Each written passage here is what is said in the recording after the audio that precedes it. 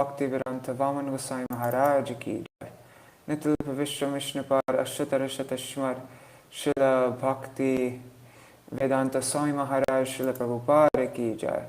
नित्य विश्व विष्णुपाद अष्टोत्तर शतस्मर शिल भक्ति प्रज्ञान केशव गोसाई महाराज की जय। नित्य विश्व विष्णुपाद अष्टोत्तर शतस्मर शिल भक्ति भक्ति सिद्धांत सरस्वती गोसाई प्रभुपाद की जय। नित्य विष्ट महाभागवत श्लोकाक्षर प्रभु महाराज की जय। नित्य विष्ट सच्चिदानंद भक्ति विनोद ठाकुर की जय। नित्य विष्ट वैष्णव सार्वभौम श्री जगन्नाथ प्रभु महाराज की जय। श्री रूप गौरी गुरु वर्ग की जय। श्री रूप सनातन भट्ट रघुनाथ श्री जीव गोपाल पतदास रघुनाथ शार गोसाई प्रभु की जय। श्री स्वरूप दामोदर राय मनंदारी श्री गोपाल वृंद की जय। नाम चर्चल हरिदास ठाकुर की जय। प्रेम से कहो श्री कृष्ण चैतन्य प्रभु नित्यानंद श्री अद्वैत गदाधर शिवासरी गौर भक्त वृंद की जय। श्री क्षेत्र मंडल गौर मंडल ब्रज मंडल मथुर वृंदावन धाम की जय। सर्व अभिष्ट प्राप्त गिरिराज महाराज की जय। श्री राधा कुंड श्याम कुंड की जय। श्री मुन देवी गंगा देवी की जय। श्री तुलसी महारानी वृंद देवी की जय। श्री भक्ति देवी की जय। श्री पूर्णमासी माया की जय। गोपेश्वर महादेव की जय। श्री हरिनाम संकीर्तन की जय। अनंत कोटि वैष्णव वृंद की जय। श्री ग्रंथराज श्रीमद् भागवतम की जय। श्री हरिनाम संकीर्तन की जय। अनंत कोटि वैष्णव वृंद की जय। समागत गौर भक्त श्री हरिनाम संकीर्तन की जय। अनंत कोटि वैष्णव वृंद की जय। समागत गौर भक्त की जय। श्रीनिताय गौर मनंदे हरि हरि बोल। I'm just sharing this link in our WhatsApp group.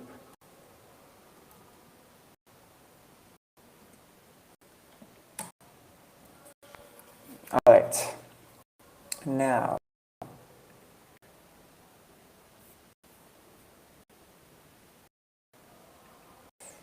great. There's people there. Awesome. Now let's do. I'm just sharing my screen, and we'll do the Mangala chant. Share. There.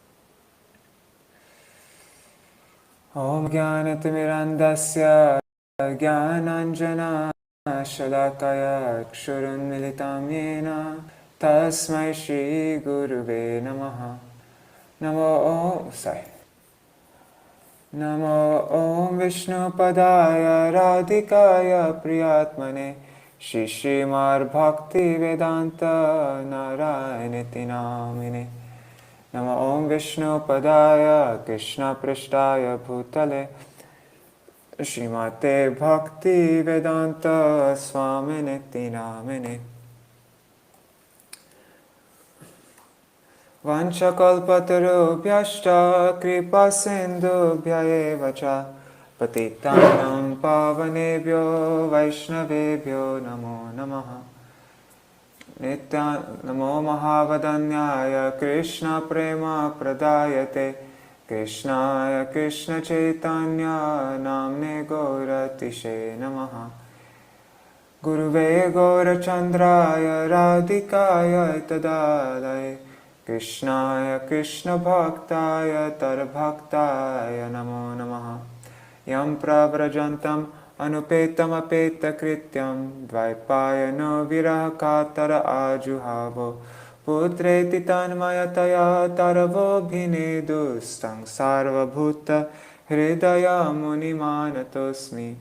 Narayanam namaskrityam narang chaiva narottamam Devim Saraswatim Vyasam Tato Jayam Udirayet.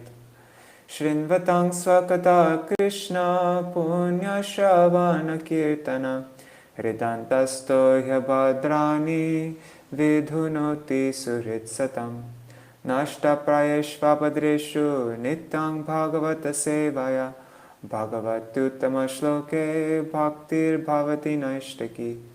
Tavai vasmi na jivami tvaya vina iti vigyaya radhe tvam nayamang charanantikam. Bhaktya vihina aparada lakshay kshipta ashtakama ditarangama de kripa mahitvam Sharanam Prapana Vrinde Namaste Charanaravindam. Bhaja Shri Krishna Chaitanya Prabhu Nityananda Shri Advaita Gadadhar Shivasari Gaur Bhakta Vrinda. Hare Krishna, Krishna Krishna, Hare Hare, Hare Rama, Rama Rama, Hare Hare. All right. So I just took some. I took some pictures of this book. Let me show you this book, Bhagavat Shubhodhini, Canto 1. And so I just took pictures of the first few pages because it gives a really nice little short overview of the first canto, the second canto, and the third canto. And it's very short, it's not so long. And so I thought that would just give us, it'll give us a better sense of where we are. And then, so I was going to read that, and then I'm going to read some more verses directly from Srila Prabhupada's Srimad-Bhagavatam with his purports. So let me just share this screen again. Okay, there. Srimad-Bhagavatam, the ripened fruit tree of Vedic wisdom compiled by Srila Vyasadeva at the maturity of his knowledge, is non-different from the Supreme Lord, Shri Krishna. It is the Grantavatar of the Lord that narrates the pastimes of various avatars of the Lord. It is the incarnation in the form of scripture. Also glorified as a Mahapurush, it is rich with descriptions of the 10 subjects, beginning with Sarga. Right? And that's what we read at the end of the last of the second canto. Atra sarga visargascha stanam poshanam uttaya manvantareshanukata nirodha muktir ashraya. In the Srimad Bhagavatam, there are 10 divisions of statements regarding the following. First, sarga, the creation of the universe. Visarga, the sub-creation. Then the planetary systems, the stanam. And the protection by the Lord, that's poshanam. The creative impetus, that's uti. The change of the manus, the manvantara. The science of God, the isha anukata. Then the creative impetus, nirodha. Returning back home, back to Godhead, that's nirodha, And then liberation, mukti, and the somam bonam, ashraya. So Srila Jiva Goswami has explained that the 10 principal topics of Srimad Bhagavatam are found in each of the 12 cantos. He has also mentioned that one should not assign each of the 10 topics to a particular canto, nor should the Srimad Bhagavatam be artificially interpreted to show that it deals with these topics successively.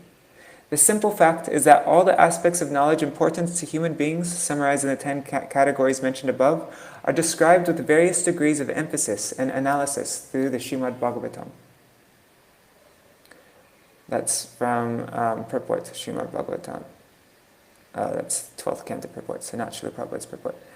Although a specific topic is emphasized prominently in each canto of the Bhagavatam, the other topics are also discussed there, but with a relatively lesser emphasis. Okay, so the other topics are in other cantos, but less emphasis. A careful study will reveal that Sarga, the first topic, creation, is prominently found in the 3rd canto. Then Visarga, the sub-creation, is in the 4th canto. Stanam, the planetary systems, is in the 5th canto. Poshana, what was Poshana? Poshana is protection by the Lord. So protection by the Lord is in the 6th canto. Uti, which is the creative impetus, that's in the 7th canto. The Manvantara, the lawgivers of mankind, are in the 8th canto. The Ish Anukata, the topics regarding Krishna, the science of God, is in the 9th canto. Nirodha, that's going back home, back to God, like the journey, I guess, is in the 12th canto. Mukti is in the 11th canto, and Ashraya is in the 10th canto. The Somam Bonam. The prominence of the 10 topics in each canto is confirmed by Srila Prabhupada and Srila Vishwanath Chakrabarti Thakur. According to Srila Jiva Goswami, the first 2 cantos discuss at least Sarga, Visarga, Poshana, and certainly Ashraya. The first canto of the Bhagavatam introduces key philosophical elements like bhakti. Okay, so now we're going to get just a brief summary of what we read in the first canto and what we read in the second canto and what we will read in the third canto. So the first canto of the Bhagavatam introduces key philosophical elements like bhakti, Bhagavan, Bhakta, and Bhagavatam that form the foundational understanding of a devotee. It also introduces the prominent characters of Srimad-Bhagavatam, namely Parikshit Maharaj, Shukadev Goswami, Srila Vyasadeva, Narad Muni, Vidura, Lord Krishna, and others, along with their backgrounds. Thus, it sets the stage for the unfolding of this great literature. Right at the onset, there are descriptions of the absolute truth and the highest purpose of religion. The 6 questions by the sages and their answers by Srila Shukadev Goswami, that's chapters 1 to 3, establish the importance of Bhakti, Bhagavan, and Bhagavatam. So the 6 questions. It establishes 1. Devotional service as the supreme occupation of the human being. That's that verse, Savai Pungsam Paradhamma. Then 2. That Lord Krishna is the Supreme Personality of Godhead and the fountainhead of innumerous incarnations. That's that verse, what is it? Ete changsa kala pungsam krishnastu bhagavan shayam. And then 3. Bhagavatam is the ultimate shelter of religion after Krishna's disappearance. What verse is that? Is that Krishna swa dharma bhagate? I don't know. No, it's not. I don't know.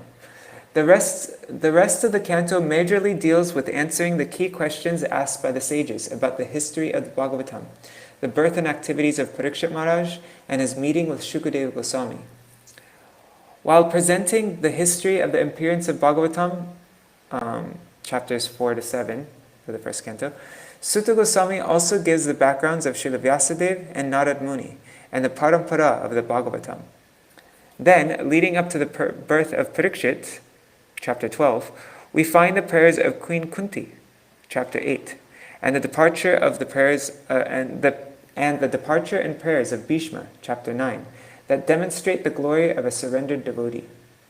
The chapters that describe Lord Krishna's departure from Hastinapur, chapter 10, and entrance into Dwarka, 11, reveal the feelings of Vipralamba and Sambhog of the residents, and even introduce Madhurya Ras of the queens of Dwarka. Another important character, Vidura, is introduced in chapter 13, and the sage's inquiry about the Maitreya Vidura Samvad, the conversation between Maitreya and Vidura, mentioned in this chapter, leads to the 3rd and 4th cantos. Okay, so back in the first canto, which we read a long time ago, that's when the sages were inquiring about Maitreya Vidura. And that's what we're going to read about now, in the 3rd canto. So, the canto progresses with descriptions of the departure of the Supreme Lord Krishna, 14. The retirement of the virtuous Pandavas, 15. The advent of the evil Kali, 16 and 17. The renunciation of the able king Parikshit, 18 and 19. The canto progresses with descriptions of these things to show the necessity of the Srimad-Bhagavatam and the circumstances in which this Grantha avatar made its appearance. At the end of this canto, we hear the most important questions about life, as asked by Parikshit.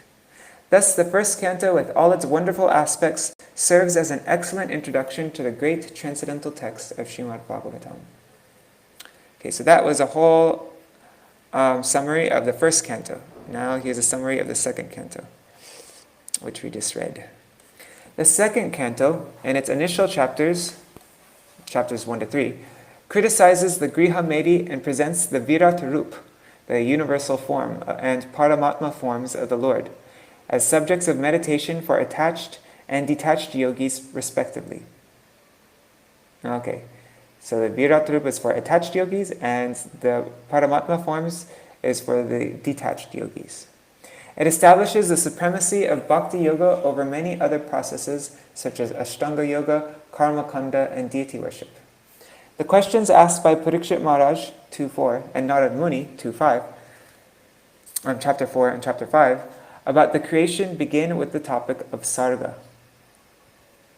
Then, after the prayers of Shukadev Goswami, chapter 4, there are the talks of Lord Brahma, chapters 5 to 7, which include descriptions of Karan Shrishti, or the creation of the 23 elements, the activities of Karanadakshay Vishnu, Karya Shrishti, or the assembly of the elements, activities of Garbhadakshay Vishnu, the Virat Rupa, or the universal form with its various functions, and various avatars of the Lord, by which he enters the created universe.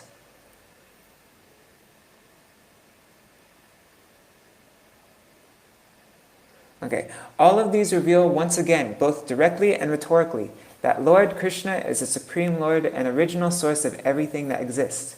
Here, Brahma gives special prominence to the position and activities of Lord Krishna and humbly declares his subordinate position. The answers to the various questions asked by Parikshit and 2.8 form the rest of the Bhagavatam. Shukadev Goswami answers some of them through the Chatushloki Bhagavatam, chapter 9, that contains the Sambandha, Abhideya, and Prayojan Tattvas, and some more through the descriptions of the universal form. Thus, the second canto surveys several processes of the Vedic landscape and ties them together as ultimately leading to Lord Krishna and Krishna Bhakti. The 10 topics of Bhagavatam mentioned in chapter 10 form another introduction, like a map, to the contents of the Bhagavatam. Thus, the first 2 cantos make an excellent prelude to the rest of the Bhagavatam. According to the Padma Puran, these 2 cantos correspond to the Lord's lotus feet, and the 3rd and 4th cantos corresponds to his thighs. Okay, so now here is what we are going to be reading in the 3rd canto. The 3rd canto of the Srimad-Bhagavatam begins with Parikshit Maharaj's inquiry about the momentous meeting of Vidura and Maitreya. Here, Parikshit glorifies Vidura's inquiries as highly purposeful and approved by the learned, and later, Vidura repeatedly acknowledges the same about the answers of Maitreya. Their striking conversation spans up to the end of the 4th canto. Oh wow, so the whole 3rd canto is their conversation. Cool. The beauty of the 3rd canto lies in variegated range of topics that it covers, and the awe-inspiring characters of great personalities that it describes. The topics include creation, subcreation, time, embryology, family life, Sankhya, Bhakti Yoga, Ashtanga Yoga, Jnana Yoga, Karma, culture, the spiritual world, the material world, and hell. These topics are interwoven in the stories, prayers, and conversations of illustrious personalities like Vidura, Uddhav, Maitreya, Brahma, the Kumaras, Jai, Vijay, Swayambhuva Manu, Devahuti, and Kardamba. While Lord Varaha's pastimes, chapter 13, and 17 and 19, create special exhilaration. The teachings of Lord Kapila, chapter 25 and 33, provide one of the deepest philosophical experiences for the readers and students of the Bhagavatam. The canto begins with a description of Vidura's detachment and maturity, and how he begins a pilgrimage journey on which he eventually meets Uddhav. 3.1. This is chapter 1, that's what we're going to read today. Uddhav's deep spiritual emotions for his beloved Lord Krishna and his amazing recollection of Krishna's pastimes and qualities. Chapter 2 to 4 give us a glimpse into the pure devotion and sweetness that is to come in the 10th canto. Vidura's humility is evident in his inclination to accept Uddhav, though younger, as his spiritual master. And Uddhav's sensitivity and etiquette are laudable in not accepting the respectable elder Vidura as a disciple, but directing him to Maitreya. Humble Vidura's inquiries to Maitreya begin with the topics relevant to the common man who is suffering in this world. Yet he also expressed his exclusive interest in Krishna Katha, chapter 5. In response, Maitreya describes the magnificent creation of the universe originating from Mahavishnu, his expansion into it as Garbhodaksha Vishnu, and the manifestation of the Virat Rup. But ultimately, he humbly declares his inability to describe the Lord's unlimited glories in chapters 5 and 6. Vidura's profound questions in chapter 7 about various topics are similar to the questions of Parikshit in Second Canto, chapter 8 of Parikshit Maharaj. And the answers to these questions are found throughout the entire Bhagavatam. In chapter 8 of the Third Canto, Maitreya describes the fascinating events of Brahma's life, his birth, his search for the absolute truth, his meditation, and the beautiful darshan he had of Garbhodaksha Vishnu. Brahma's prayers and the Lord's response, chapter 9, reveal the glory of the combination of a devotee's service attitude and the Lord's empowerment. Then the richness of the divisions of the material creation and its time factor are further described in chapters 10 and 11, as well as the variety in Brahma's own creation, Visarga, that's chapters 12 and 20. The thrilling pastime of Lord Varaha, chapter 13, 17 to 19, lead to the descriptions of Hiranyaksha and Hiranyakashipu, who were doorkeepers in Vaikuntha, but entered the womb of Diti after being cursed by the 4 Kumars, chapter 14 to 16. These chapters describe the dangers of lust and envy, chapter 14, in contrast to the beautiful descriptions of Vaikuntha in chapter 15, where the residents are all free of such qualities. Okay, we're done. The 2 types of household life are described, that of Kashyapa and Diti, that's chapter 14, which led to the demoniac progeny, and the ideal household life of Kardama and Devahuti, chapter 21 to 24, which lead to the appearance of Lord Kapila. The ideal examples of Swayambhuva Manu as a father and a Kshatriya ruler, Kardama as a Brahman sage, and Devahuti as a daughter, wife, and mother are also described in chapters 21 to 24. Lord Kapila's teachings, chapters 25 to 33, to his mother, Devahuti, opens the door to a whole range of topics.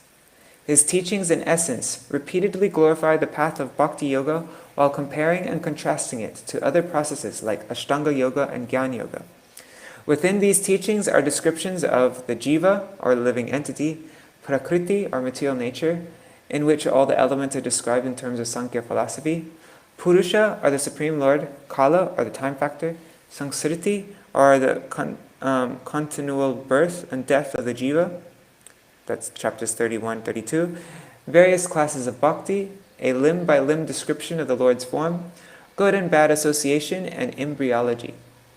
This section culminates in the perfection attained by Devahuti and her prayers to Lord Kapila that highlight the glory of the holy name, that glorify the holy name. That highlight the glory of the holy name.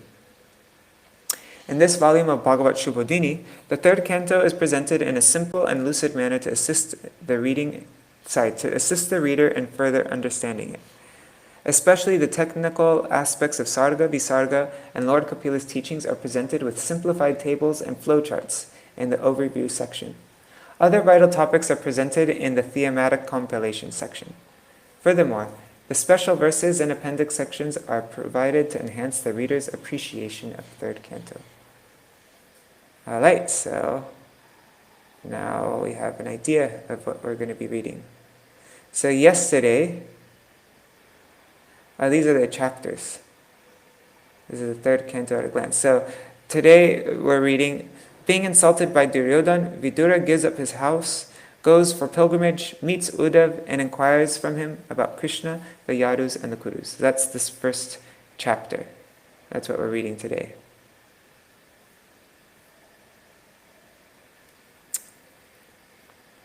And, yeah. So this is what we're reading today. The first 5 verses. is Vidura's renunciation and Maharaj Parikshit's inquisitiveness. And then that's verse 1 to 5. And then verse 6 to 16 is circumstances leading to Vidura's leaving Hastinapur. So Shukadev Goswami spoke about Vidura renouncing home. Parikshit inquired about the conversation between Vidura and Maitreya. Then atrocities of Dhritarashtra and party. That's verses 6 to 9. Then Vidura's advice to Dhritarashtra. Then Duryodhana insulted Vidura, and Vidura left the palace considering it an act of the Lord's Maya. Okay, so let's see. How much should we read today?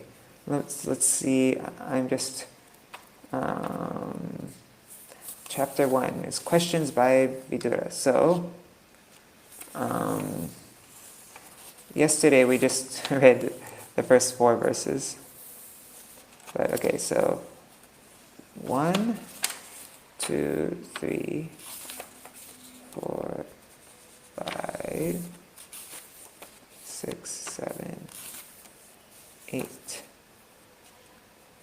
Okay, so I think I can read, we'll read up to verse 13. We'll read, up to Vidura's advice to Dhritarashtra. Alright, so just to recap what we read yesterday, I'm just going to read the translations. Shukadev Goswami said, after renouncing his prosperous home and entering the forest, King Vidura, the great devotee, asked this question of His Grace Maitreya Rishi. What else is there to say about the residential house of the Pandavas? Shri Krishna, the Lord of everything, acted as your minister. He used to enter that house as if it were his own, and he did not take any care of Duryodhana's house. The king asked Shukadev Goswami, where and when did the meeting and discussion take place between Saint Vidura and His Grace Maitreya Muni? Kindly oblige, my lord, and describe this to us.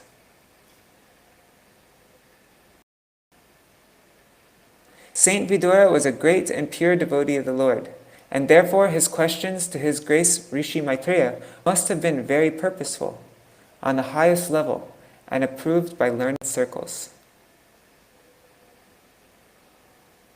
Okay, so now this is where we're reading from. Sutta uvacha sa evam rishi varyoyam prishto ragya parikshita pratyahatang subahuvit pritatma shruyatam iti. Shri Sutta Goswami said, the great sage Shukadev Goswami was highly experienced and was pleased with the king. Thus, being questioned by the king, he said to him, please hear the topics attentively. Shri Shuka Uvacha Yadatu Raja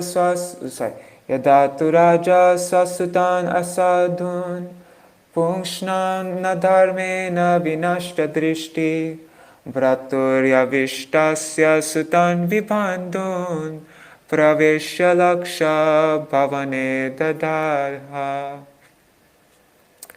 Shri Shukadev Goswami said, King Dhritarashtra became blind under the influence of impious desires to nourish his dishonest sons, and thus he set fire to the lacquer house to burn his fatherless nephews, the Pandavas.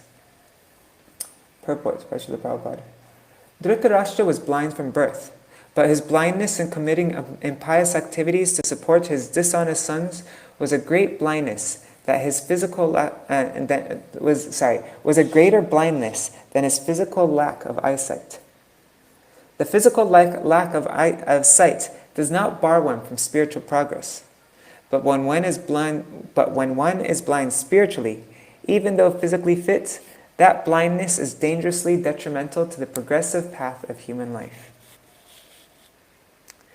Yada sabhayam kurudeva devya kesha bimarsham sutakarma garyam navarayam asa nripal snushaya Swashrer harantya kucha kumkumani.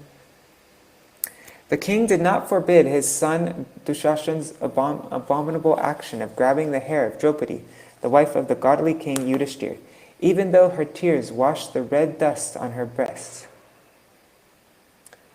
Dyute tva dharmena jitasya sada satyavalambasya vanam gatasya nayachato dat samayena daya tamajushano yarajata shatro. Yudhishthir, who was born without any enemy, was unfairly defeated in gambling. But because he had taken the vow of truthfulness, he went off to the forest. When he came back in due course and begged the return of his rightful share of the kingdom, he was refused by Dhritarashtra, who was overwhelmed by illusion. Purport.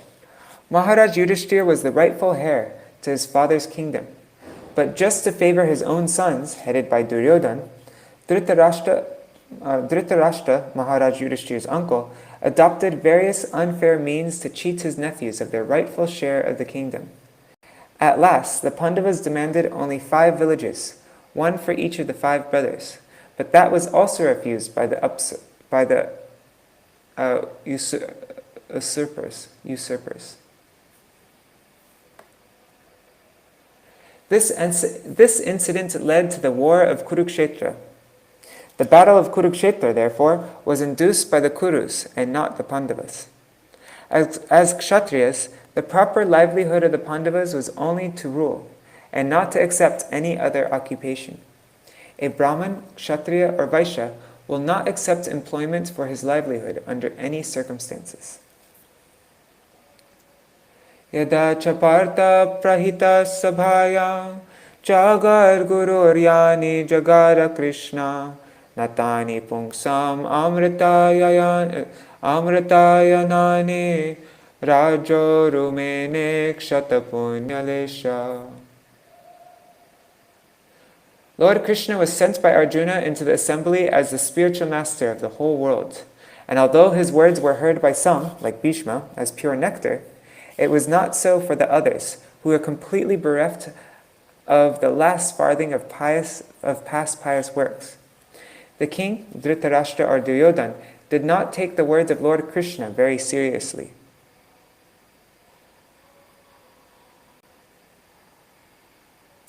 Lord Krishna, who is the spiritual master of the entire universe, accepted the duty of a messenger and, deputed by Arjuna, went to the assembly of King Dhritarashtra on a peace mission. Krishna is everyone's Lord, yet because he was the transcendental friend of Arjuna, he gladly accepted the role of messenger, exactly like an ordinary friend. That is the beauty of the Lord's behavior with his pure devotees. He reached the assembly and spoke about peace, and the message was relished by Bhishma and other great leaders because it was spoken by the Lord himself. But due to the exhaustion of the pious results of their past deeds, Duryodhan, or his father Dhritarashtra, did not take the message very seriously. That is the way of persons who have no credit of pious deeds. By past pious deeds, one may become the king of a country, but because the results of the pious acts of Duryodhan and company were dwindling, it became evident from their actions that they were sure to lose the kingdom to the Pandavas. The message of Godhead is always like nectar to the devotees, but it is just the opposite to the non-devotees. Sugar candy is always sweet to a healthy man, but it tastes very bitter to persons suffering from jaundice. Yado pahuto bhavanam pravishto mantraya prishta kila purvajena atahatan mantra drisham varinyan yan mantrino vaidurikam vadanti. When Vidura was invited by his elder brother Dhritarashtra for consultation, he entered the house. Sorry, let me read that. When Vidura was invited by his elder brother Dhritarashtra for consultation, he entered the house and gave instructions which were exactly to the point. His advice is well known, and instructions by Vidura are approved by expert ministers of state. So yeah, we already read about that in We read about that in the first canto, right? That was the end of the first canto, if I remember correctly. Purport. Political suggestions by Vidura are known as expert, just as in modern times, Pandit Chanakya is considered the authority in good counsel in both political and moral instructions.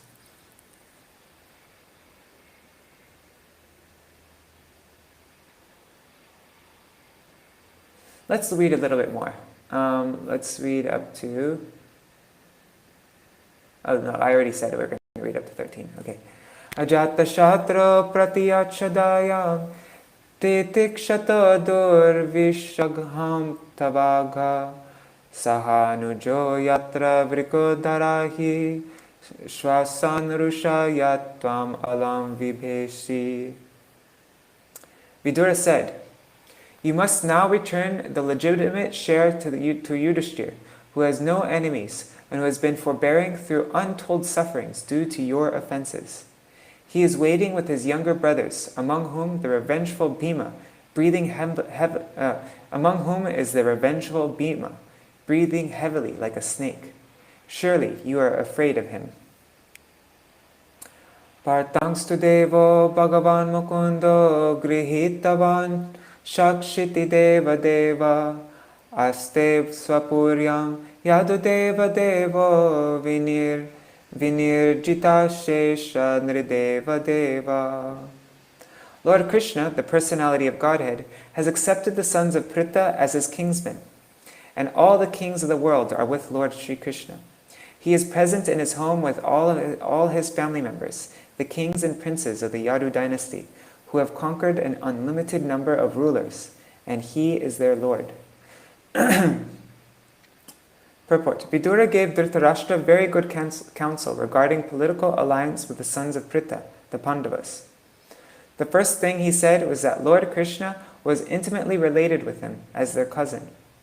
Because Lord Krishna is the Supreme Personality of Godhead, he is worshipable by all Brahmins and demigods, who are the controllers of the universal affairs. Besides that, Lord Krishna and his family members, the royal order of the Yadu dynasty, were the conquerors of all kings of the world. The Kshatriyas used to fight the kings of various dominions and kidnap their beautiful princess daughters after conquering their relatives. This system was laudable because the Kshatriyas and the princesses would be married only on the basis of chivalry and the chivalry of the conquering Kshatriya. Imagine if they had that kind of system now. For those who are Kshatriyas, you're only married on the basis of your chivalry of the conquering Kshatriya. All the young princes of the Yadu dynasty married the daughters of other kings in this way, by chivalrous force, and thus they were conquerors of all the kings of the world. Vidura wanted to impress upon his elder brother that fighting with the Pandavas was fraught with many dangers, because they were supported by Lord Krishna, who had conquered, even in his childhood, demons like Kamsa and Jarasandha, and demigods like Brahma and Indra. Therefore, all universal power was behind the Pandavas. Sa esha dosha purusha dviraste aste grihan pravrishto yamapatamatya pushnasi krishnad vimuko gatashris tyajashva shaivam kulakoshalaya. Okay, so we're ending with this verse. You are maintaining offense personified, Duryodhan, as your infallible son, but he is envious of Lord Krishna. And because you are thus maintaining a non-devotee of Krishna, you are devoid of all auspicious qualities. Relieve yourself of this ill fortune as soon as possible, and do good to the whole family. Purport. A good son is called apatya, one who does not follow his father to fall down. The son can protect the father's soul when the father is dead by offering sacrifices to please the Supreme Lord, Vishnu. This system is still prevalent in India. After the death of his father, a son goes to offer sacrifices at the lotus feet of Vishnu at Gaya, and thus delivers the father's soul if the father is fallen. But if the son is already an enemy of Vishnu, how, in such an inimical mood, can he offer sacrifice unto Lord Vishnu's lotus feet? Lord Krishna is directly this personality of Godhead, Vishnu, and Duryodhana was inimical to him. He would therefore be unable to protect his father Dhritarashtra after his death. He himself was to fall down because of his faithlessness towards Vishnu. How then could he protect his father? Vidura advised Dhritarashtra to get rid of such an unworthy son as Duryodhana as soon as possible, if he was at all anxious to see the good of his family. According to the moral instructions of Chanakya Pandit, what is the use of a son who is neither a learned man nor a devotee of the Lord? If a son is not a devotee of the Supreme Lord, he is just like blind eyes, a source of trouble. A physician may sometimes advise the extrication of such useless eyes from their sockets, so that one can be relieved of the constant trouble. Duryodhana was exactly like blind, troubling eyes. He would be a source of great trouble to the family of Dhritarashtra, as foreseen by Vidura. Vidura therefore rightly advised his eldest brother to get rid of the source of trouble. To get rid of this source of trouble. Dhritarashtra was wrongly maintaining such personified offense under the mistaken impression that Duryodhana was a good son, able to liberate his father.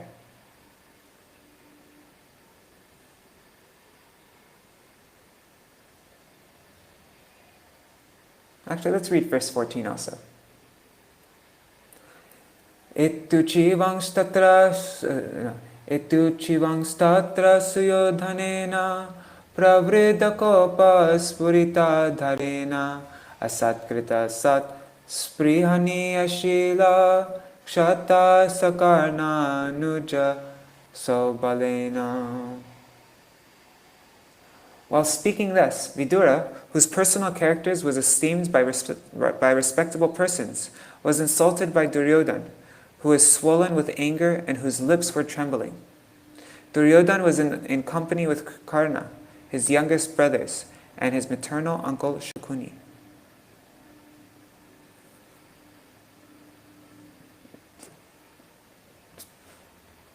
It is said that giving good counsel to a foolish person causes the fool to become angry, just as feeding... Wait, how does it go?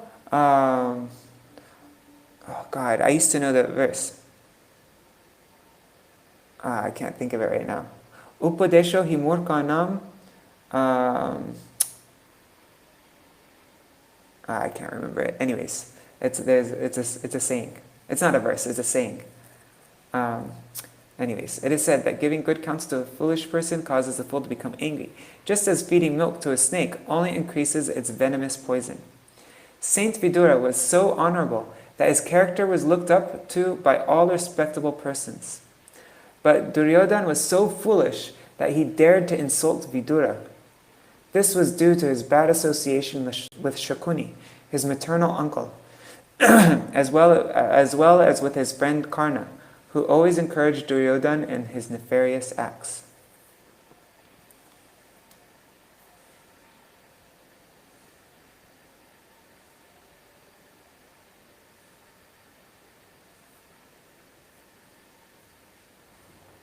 (15) and 16. How long is 16? Okay, let's read to verse 16. Sorry, I keep on extending it. Does that work for you? Anyhow, let me know. If it doesn't work for you, then but it's not so long.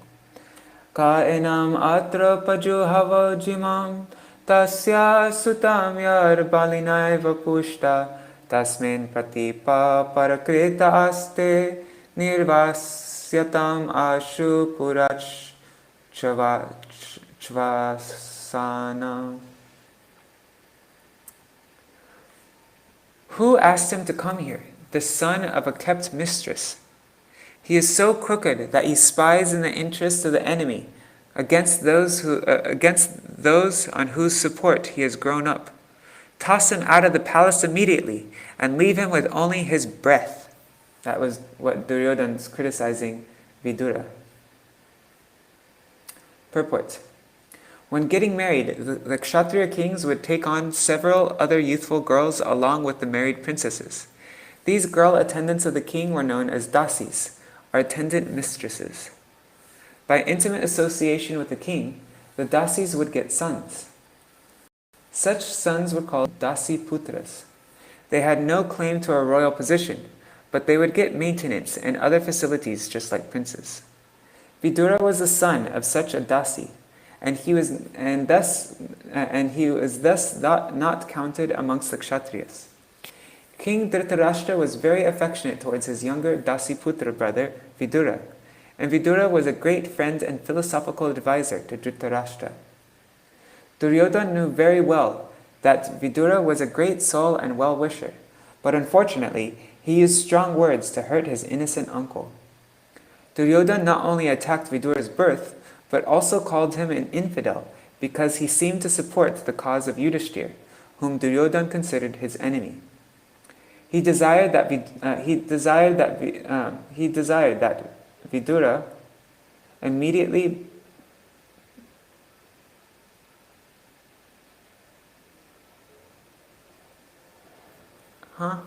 Is there something missing here? Because that doesn't make sense. He desired that Vidura he immediately put out of the palace. Maybe there's some words missing. Let me just check in the book. We're in verse what? 15. Sorry, I'm just checking verse 15.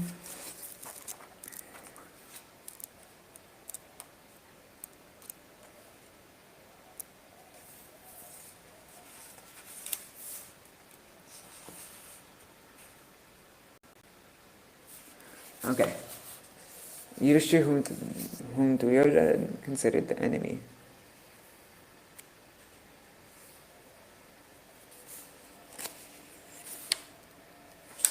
Whatever, can't find it. Anyways, he desired that Vidura be immediately put out of the palace and deprived of all his possessions. If possible, he would have liked him canned until he was left with nothing but his breath. Okay, it's a typo. Vidura B. Okay. Thanks, Indira. Yeah. Such is the situation. Okay, so wait. He charged that Vidura was a spy of the Pandavas because he advised King Dhritarashtra in their favor. Such is the situation of palace life and the intricacies of diplomacy that even a faultless person like Vidura could be charged with something abominable and punished. He can be charged with something abominable and punished. Vidura was struck with wonder at such unexpected behavior from his nephew Duryodhana, and before anything actually happened, he decided to leave the palace for good. Swayam dhanurdvari nidhaya maya brato puro marmasutarditopi saitamatyul banakarna banar katavyato yad urumanayana. Thus, being pierced by arrows through his ears and afflicted to the core of his heart, Vidura placed his bow on the door and quit his brother's palace. He was not sorry, for he considered the acts of the external energy to be supreme.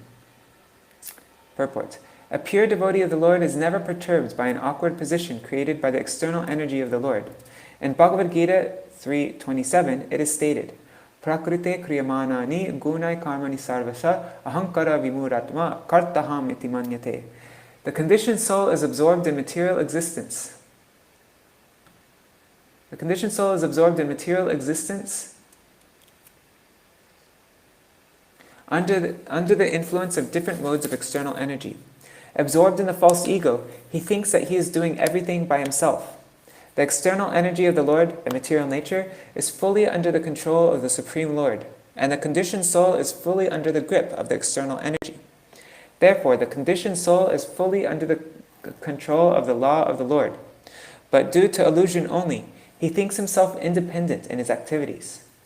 Duryodhana was acting under such influence of the external nature, by which he would be vanquished at the ultimate end. He could not accept the sound advice of Vidura, but on the contrary, he insulted that great soul, who is the well-wisher of his whole family. Vidura could understand that because he was a pure devotee of the Lord, Vidura could understand this because he was a pure devotee of the Lord. In spite of being very strongly insulted by Duryodhana's words, Vidura could see that Duryodhana, under the influence of Maya, the external energy, was making progress on the path towards his own ruination. He therefore considered the acts of the external energy to be supreme. Yet he also saw how the internal energy of the Lord helped him in that particular situation. A devotee is always in a renounced temperament, because the worldly attractions can never satisfy him. Vidura was never attracted by the royal palace of his brother. He was always ready to leave the palace and devote himself completely to the transcendental loving service of the Lord. Now he got the opportunity by the grace of Duryodhana, and instead of being sorry at the strong words of insult, he thanked him from within. Because it gave him the chance to live alone in a holy place and fully engage in the devotional service of the Lord. The word agata vyata, without being sorry, is significant here, because Vidura was relieved from the tribulations which trouble every man entangled in material activities. He therefore thought that there was no need to defend his brother with his bow, because his brother was meant for ruination. Thus he left the palace before Duryodhana could act. Maya, the supreme energy of the Lord, acted here both internally and externally. Okay, so we're ending here. Just putting in my bookmark.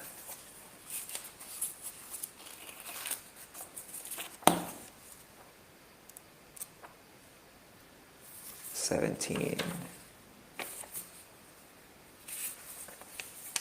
All right. And tomorrow we will read, so we read the circumstances leading to Vidura's leaving Hastinapur, and tomorrow we will read about Vidura's pilgrimage.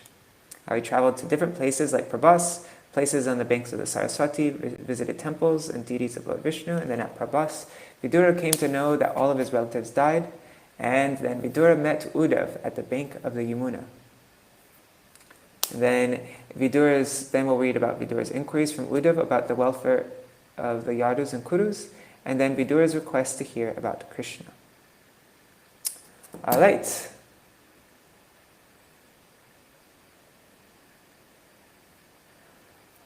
Hare Krishna, Krishna Krishna, Hare Hare, Hare Rama,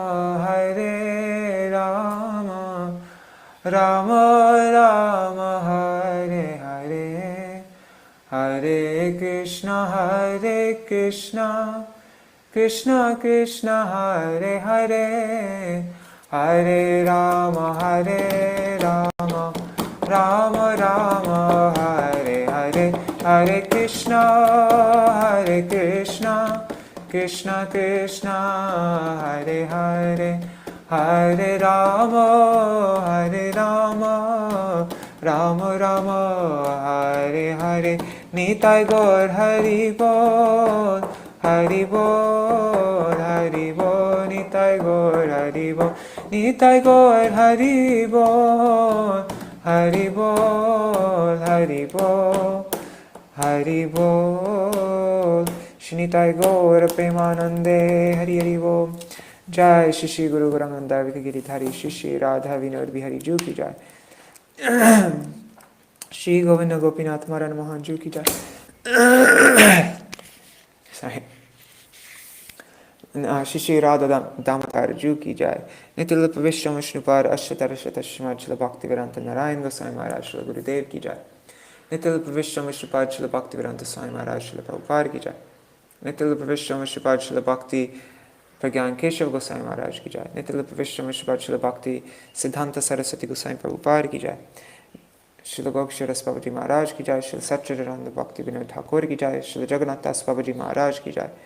Shri Rupano Gauriya Guru Varga ki Jai. Shri Rup Sanatan Bhatta Raghunath. Shri Jeev Gopal Patadash Raghunath Shara Goswami Prabhu ki Jai. Shri Sarup Damodar Rai Ramanandari Shri Gopal Shada Vrinda ki Jai. Nama Chai Shila Haridas Thakur ki Jai. Prem se kaho Shri Krishna Chaitanya Prabhu Nityananda Shri Advaita Gadadhar Shri Vasari Gaura Bhakta Vrinda ki Jai. Shri Kshetra Mandala Gaura Mandala Vraja Mandala Mathura Vrindavan Dham ki Jai. Sarva Abhishya Bhadata Giriraj Maharaj ki Jai. Shri Radha Kunda Shama Kund ki Jai. Shri Muna Devi Ganga Devi ki Jai.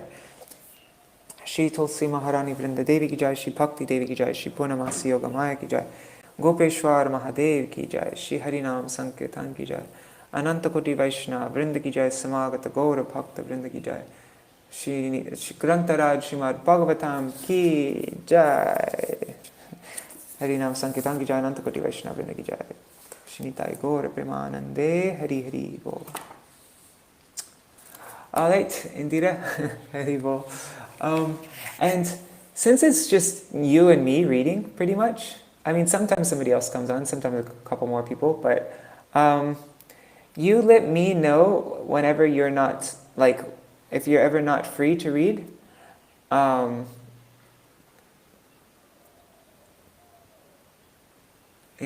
So, Indira, yeah, whenever you're not,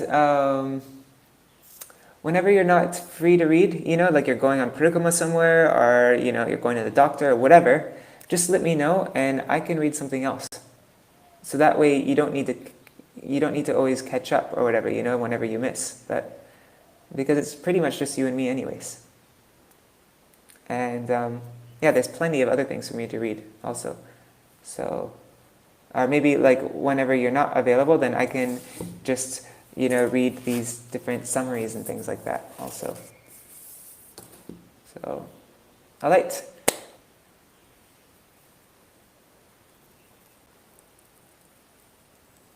Yeah, and during Kartik, it was so difficult for me to, I mean, it's been difficult for me to do the Srimad-Bhagavatam reading just because I have so many other things going on and different projects and stuff, and so I get like really tired in the morning and stuff. But after Kartik is over, you know, after Purnima, I'm going to be able to focus more and like, yeah, and I won't be starting late every day. Like I know during Kartik I've been starting like half an hour late almost every day, sometimes 20 minutes, half an hour, even more sometimes.